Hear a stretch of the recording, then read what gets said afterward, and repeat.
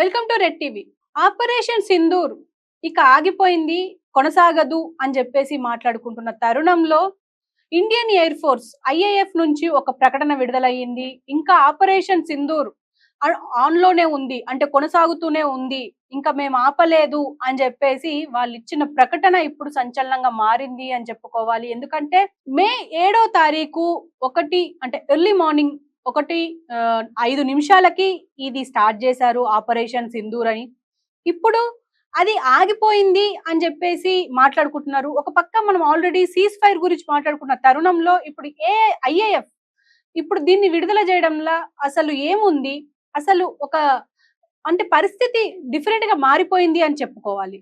ఎందుకంటే ఐఏఎఫ్ తన ప్రకటనలో ఆపరేషన్ యొక్క కొనసాగింపుకు గల కారణాలను స్పష్టంగా వెల్లడించలేదు. కానీ విశ్వసనీయ వర్గాల సమాచారం ప్రకారం సరిహద్దుల్లో ఇంకా కొన్ని ఉగ్రవాద స్థావరాలు చురుకుగా ఉన్నట్లు నిఘా వర్గాలు గుర్తించాయి.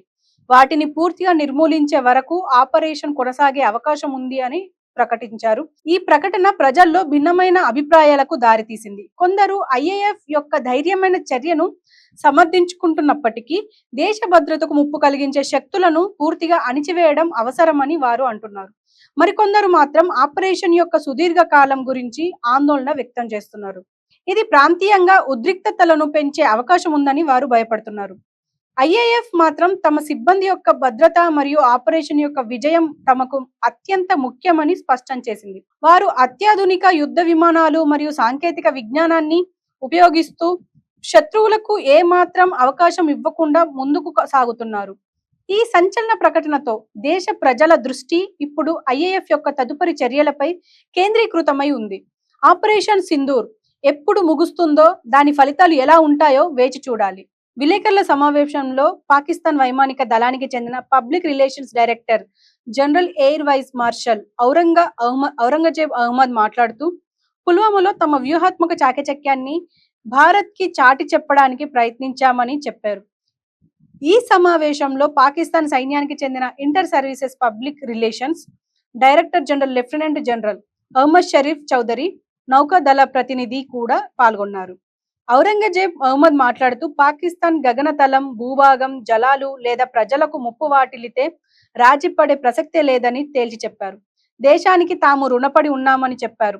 పాకిస్తానీ ప్రజలు తమ సాయుధ దళాలపై ఉంచిన నమ్మకాన్ని తాము ఎల్లప్పుడూ అన్ని పరిస్థితుల్లోనూ కాపాడతామని స్పష్టం చేశారు. పుల్వామాలో తమ వ్యూహాత్మక చాకచక్యంతో దాన్ని తెలియజేయడానికి ప్రయత్నించామని, ఇప్పుడు తమ కార్యాచరణ పురోగతిని, వ్యూహాత్మక చతురతను ప్రదర్శించామని పేర్కొన్నారు. ఈ వ్యాఖ్యలు పుల్వామా దాడిలో పాక్ ప్రమేయాన్ని అంగీకరించడమే కాకుండా ఏప్రిల్ 22న జరిగిన పెహల్గాం దాడి విషయంలో కూడా పాకిస్తాన్ అనుసరిస్తున్న వైఖరిని చెప్పకని చెబుతున్నాయి. సో వైమానిక దళం ఇప్పుడు ఆపరేషన్ సింధూర్ ఆన్ లో ఉంది, కొనసాగుతూనే ఉంది అనడం వెనక అంటే ఖచ్చితంగా ఈ సీజ్ ఫైర్ కొనసాగుతుందా లేదా, లేకపోతే ఇది ఆపరేషన్ ఐఏఎఫ్ చెప్తున్నట్టుగా ఆపరేషన్ సింధూర్ కొనసాగుతూనే ఉందా, ఇది కొంచెం డైలమాలో ఉన్నప్పటికీ మనకు ఒక ఖచ్చితమైన క్లారిటీ రావాల్సి ఉంది. అంటే ఇప్పుడు ఇంకా అంటే దాడులకు ప్రతి దాడులు కొనసాగుతున్నాయా భారత్ నుంచి? ఎందుకంటే పాకిస్తాన్ ఆల్రెడీ సీజ్ ఫైర్ ని లెక్క చేయకుండా దాడులు చేస్తుంది అని చెప్పేసి వార్తలు ఉన్నాయి.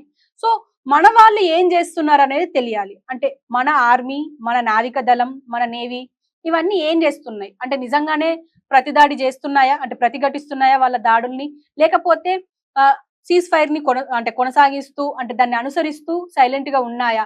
వీటి మీద ఒక రకమైన క్లారిటీ అయితే బయటికి రావాల్సి ఉంది. సో ఇది ఇప్పటికున్న సమాచారం మాత్రమే.